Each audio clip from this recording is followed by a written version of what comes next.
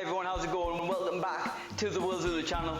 In today's episode, I'm going to share with you my take on the classic mac and cheese. Hope you enjoy it. Let's get cracking.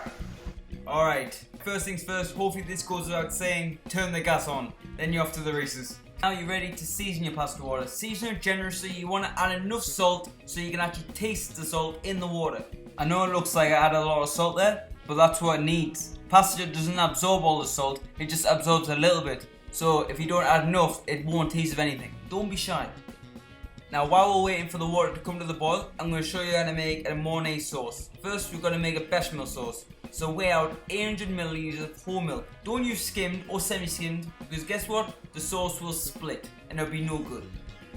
So just pour the milk into a pan. Make sure the pan is big enough so at the end you can add the pasta to it. Now I'm going to add some herbs to it to add some flavour. I'm going to add a tablespoon of dried thyme, a tablespoon of dried rosemary, and about a teaspoon there and thereabouts of garlic powder. You can add more if you wish. Now place it over medium-low heat. You just want to gently heat it up, you don't want it too aggressive. Now our pasta waters came to a rolling boil. Add the pasta of your choosing. Now I'm just going to set myself a timer so I don't overcook my pasta.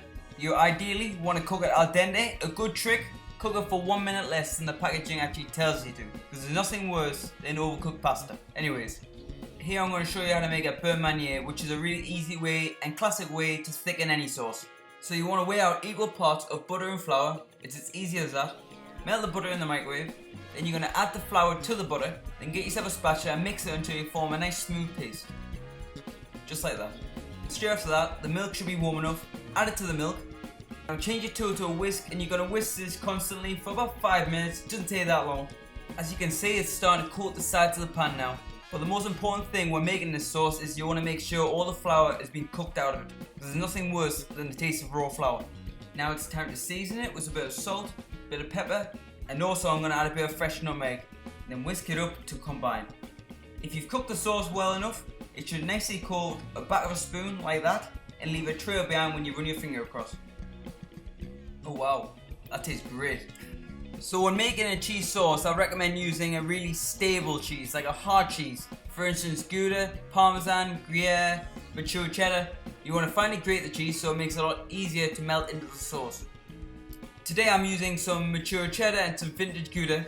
For you lot who don't know, Gouda has a complex, nutty caramel flavour, which I like.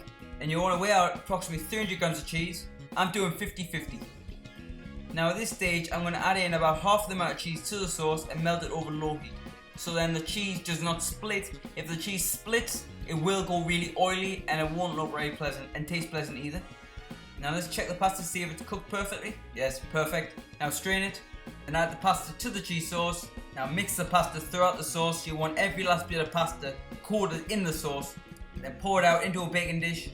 As if this macaroni isn't good enough as it is, I'm going to top it off with some more cheese, because what's macaroni cheese without the extra cheese? And pop it in a 180-degree oven for approximately 20 minutes until bubbling. Then pop it into a hot grill for about 5 minutes, turn it around occasionally to get a nice even colour. Now let that rest for about 5 minutes before going all guns blazing and digging in. That is for your own safety, because it's almost as hot as the sun. It's red hot. Hope you enjoyed this episode. Please give us a go and I'll see you next week. Now if you don't mind, I'm going to enjoy this macaroni in peace. See ya!